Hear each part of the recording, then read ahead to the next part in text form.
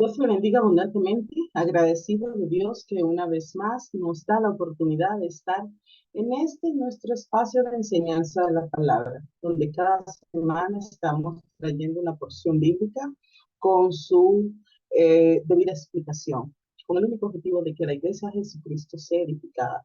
Estamos procurando que el creyente que da seguimiento a estas enseñanzas pues pueda avanzar en lo que es su madurez y crecimiento espiritual, porque sabemos que la palabra de Dios es la verdad y que esta verdad restaura, liberta y trae redención a través de que la gracia se revela por la fe al corazón de las personas. Estamos trabajando los días viernes y sábado los temas bíblicos que sabemos que son de edificación para la iglesia. En esta ocasión estamos en la segunda carta del apóstol Pablo a Timoteo. Estamos en el capítulo 2, las características de el obrero, un verdadero obrero del Señor. Y estuvimos viendo que hablaba de el obrero del Señor como instrumento. En esta ocasión habla del obrero del Señor como siervo. Y continúa en 2 Timoteo 2, 23 al 26. Pero desecha las cuestiones necias, después que le dice, huye de las pasiones juveniles y sigue la justicia, la fe, la paz y el amor, con lo que de corazón limpio invocan al Señor. Está hablando de esa santidad que viene del corazón, que se trabaja a lo interno y que también del desarrollo de las virtudes dentro de la comunidad cristiana, que podemos desarrollar las virtudes del Espíritu de Dios en nuestra vida en la medida en que estamos en comunión en una congregación, en una iglesia local, y también en esa relación aún con las personas que no conocen de Dios, para que podamos, por el testimonio, aún sin hablar, revelar a Cristo. Ahora el apóstol Pablo le dice, pero desecha las cuestiones necias e insensatas, sabiendo que engendran contiendas, porque el siervo del Señor no debe ser contencioso, sino amable para con todo, apto para enseñar, sufrido, que con mansedumbre corrija a los que se oponen, por si quizá Dios le conceda que se arrepientan para conocer la verdad y escapen del lazo del diablo, en que están cautivos a voluntad de él. Pablo vuelve a retomar nuevamente la exhortación con la que había comenzado esta sesión acerca de un obrero, el verdadero obrero del Señor. Antes le había dicho a Timoteo que no contendiera sobre palabras, lo cual para nada aprovecha. También que evitara las profanas y vanas palabrerías, porque conducen más y más a la impiedad. Ahora le vuelve a exhortar para que deseche las cuestiones necias e insensatas, dice, porque éstas engendran contienda.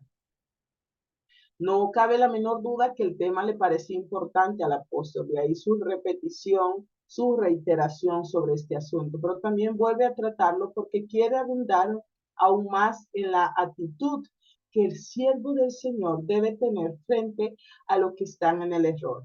Desecha cuestiones necias e insensatas en primer lugar. Como siervo del Señor no debe ceder a la tentación de enredarse en controversia carente de valor y de sentido. Pablo las llama palabras necias, porque no son instructivas ni contribuyen en nada para la piedad. También la describe como insensatas, es decir, especulaciones, cosas infantiles. A pesar de toda la apariencia y prestigio del que pudiera gozar, en algunos círculos debían ser despreciadas porque no servían para nada bueno. Ya de hecho solo eran capaces, dice, de engendrar contienda, divisiones, pleitos.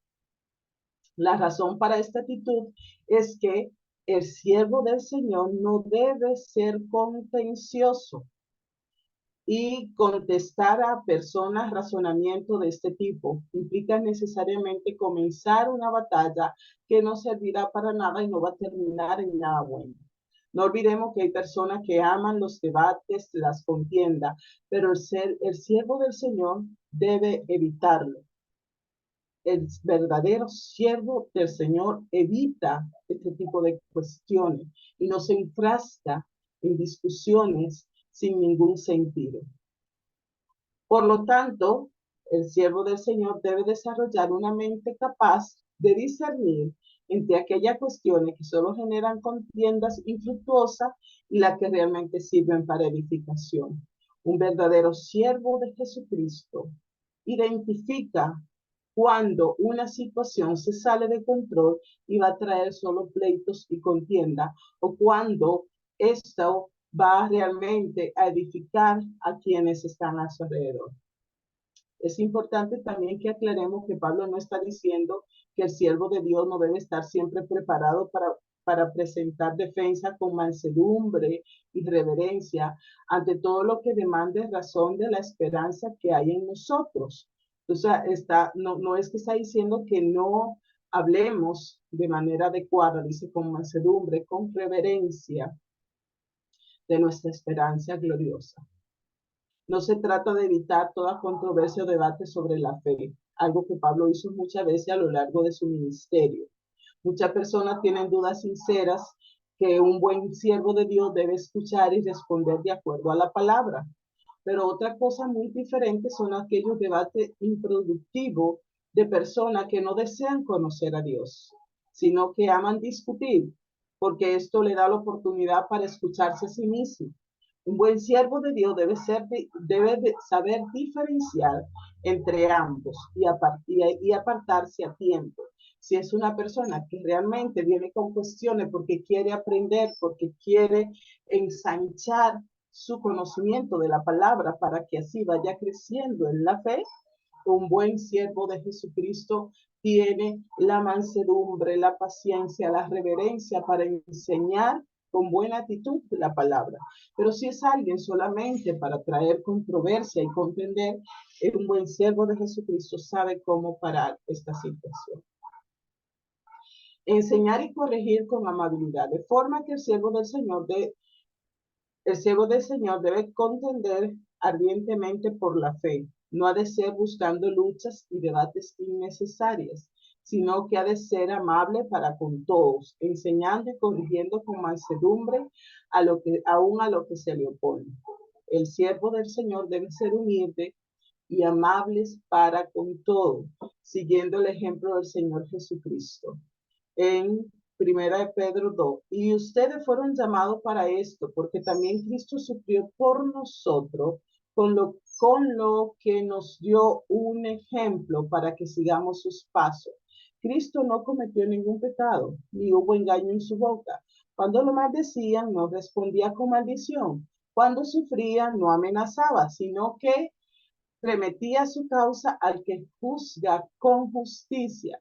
Él mismo llevó en su cuerpo nuestros pecados al madero, para que nosotros, muertos ya al pecado, vivamos para la justicia. Por sus heridas fueron ustedes sanados, exhibiendo una verdadera mansedumbre y gentileza en el trato con los demás. Seguir el ejemplo del Señor Jesucristo. Y aquí el apóstol Pedro presenta qué fue lo que hizo Jesús. ¿Cómo fue la actitud de Jesús? Siempre he escuchado y también recomiendo, cuando tenga que dar una respuesta, cuando tenga que tomar una decisión, váyase a este mensaje, váyase a nuestro modelo, a nuestro ejemplo. ¿Qué haría Jesús? ¿Qué diría Jesús? Y haga usted lo mismo. Esto implica que no ha de tener un carácter áspero e irritable.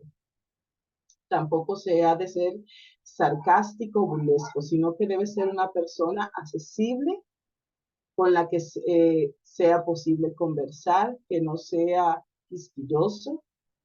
Su finalidad debe ser siempre la de instruir, nunca de ganar una discusión, aunque como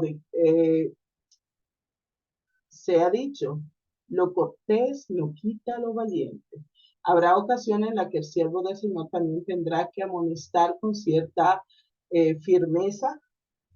Repréndelo duramente para que sean sanos en la fe, pero todo en la justa medida, con el amor necesario, porque el fin no es dañar a la persona, sino que se pueda restaurar. El hecho de no discutir de esta manera no significa que se deba permitir que el error acampe a sus anchas en medio nuestro. La cuestión que se trata aquí tiene que ver con la forma en la que se ha enfrentado a los falsos maestros. Pero la mansedumbre no debe implicar nunca ceder frente al engaño. La mansedumbre no es quedarse callado y tranquilo y ceder a todo, sino que tener ese equilibrio para poder enfrentar la falsedad y con amabilidad, con reverencia, con mansedumbre, llevar luz sobre la oscuridad que se está manifestando. La mansedumbre, que es fruto del Espíritu Santo, que es una de las virtudes del fruto del Espíritu Santo, nunca tiene relación con la debilidad, la timidez o la falta de carácter, sino todo lo contrario. Implica el poder que está bajo control, que la persona puede tener todo bajo control sin desaperarse, sin entrar en discusiones, sin salirse de, de la situación a la que se está llevando y sin llevarlo al límite de una contienda que vaya a dañar a las personas. En la labor de intentar corregir a lo que se opone, tendrá que tener mucha paciencia, porque por un lado hay personas que aprenden muy lentamente. Hay personas que aprenden que por otro lado también hay que no parecen estar dispuestos a aceptar la verdad de la palabra, que solo están ahí para contender, para discutir, para contradecir. Por eso debe tener este discernimiento.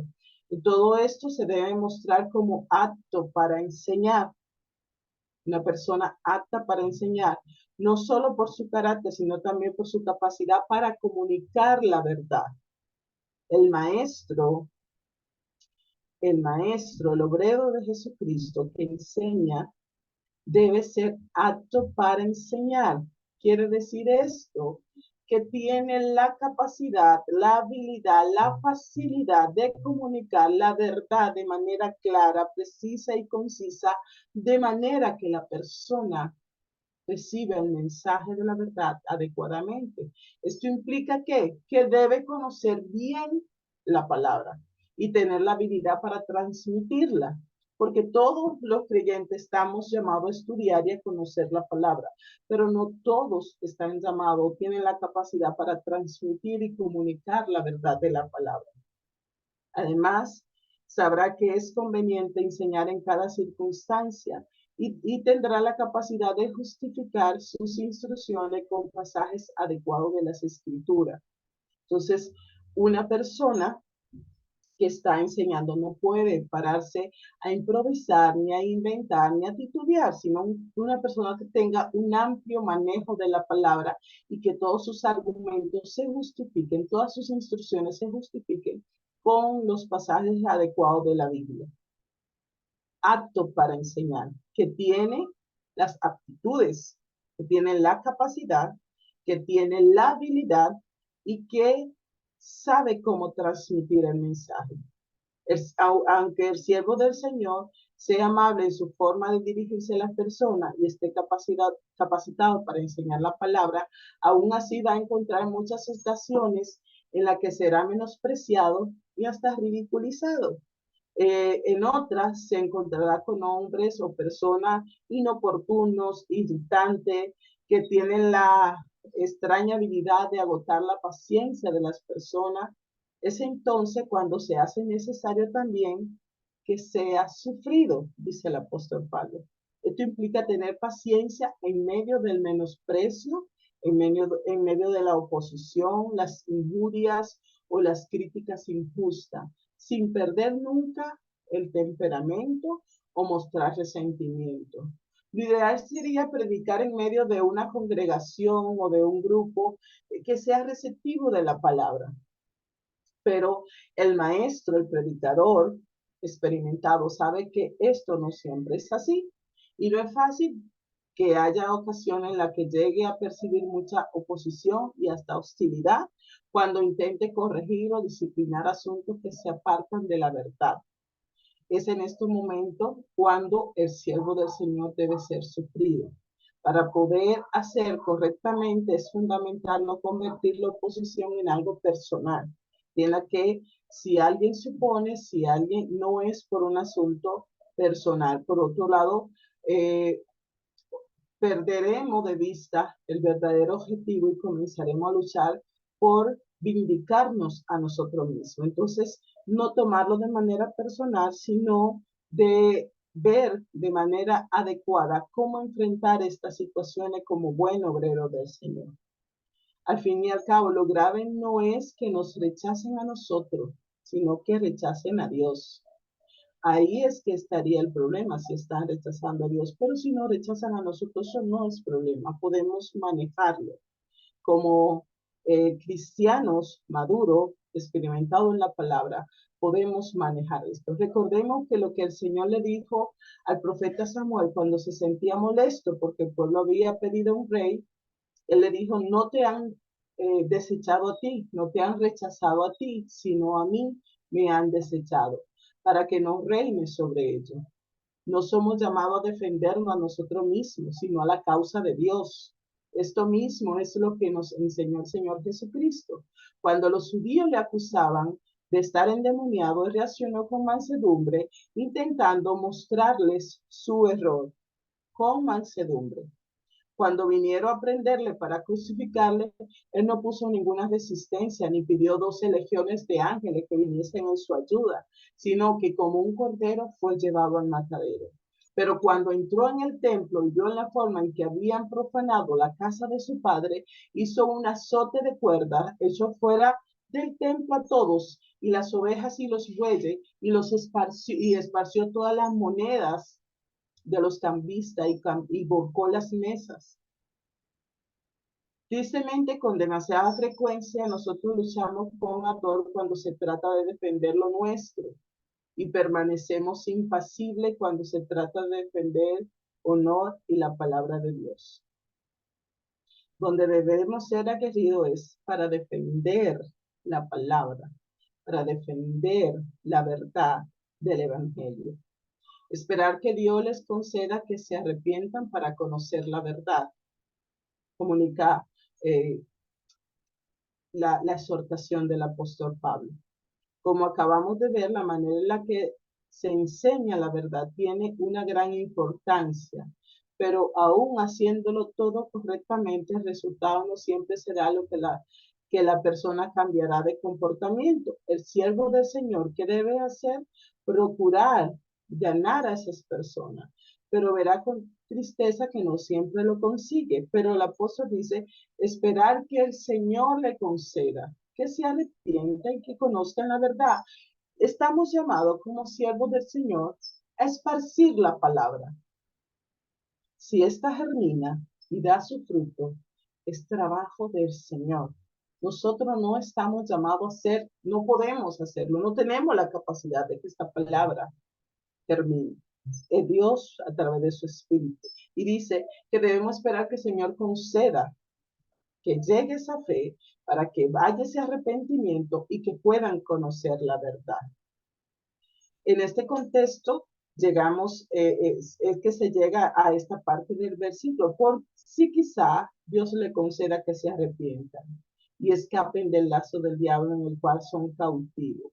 El principio podría parecer que está sugiriendo que Dios puede no estar dispuesto a aceptar el arrepentimiento de algunas personas que con sinceridad quieran dar un giro en sus vidas. Pero esto no puede ser el sentido, porque en otras escrituras asegura que Dios no actúa de esta manera. El Señor no retarda su promesa según algunos lo tienen por tardarse, sino que es paciente con nosotros, no queriendo que ninguno perezca, sino que procedan al arrepentimiento. La voluntad de Dios es que esta palabra se revele al corazón de sus escogidos y que esta fe pueda germinar. Tito en 1 Timoteo 1, 3, 4, porque esto es bueno y agradable delante de Dios nuestro Salvador, el cual quiere que todo hombre sea salvo y venga al conocimiento de la verdad. La realidad es que Dios desea la salvación de las personas. y que ésta procedan al arrepentimiento y está dispuesto a aceptarlo en virtud del sacrificio expiatorio de su Hijo Jesucristo. Además, el comportamiento que él espera de su siervo está orientado en ese mismo fin.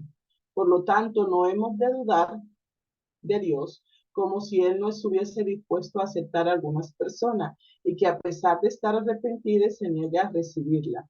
Esto no se corresponde con el carácter de Dios. Dios espera que la persona le sea revelada esta verdad y que entiendan y lleguen a este conocimiento para que puedan entender la gracia, pero esta fe la da el Señor y cada uno va en un proceso, en un tiempo determinado, cuando el Señor así lo indica.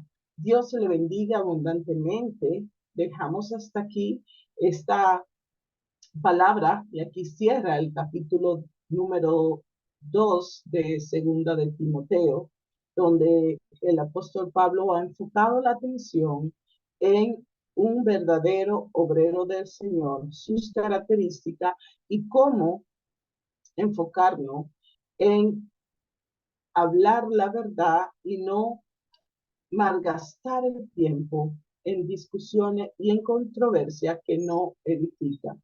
Dios le bendiga abundantemente. La próxima semana iniciaremos con lo que es el capítulo número 3 de este segundo libro a Timoteo. Dios le bendiga.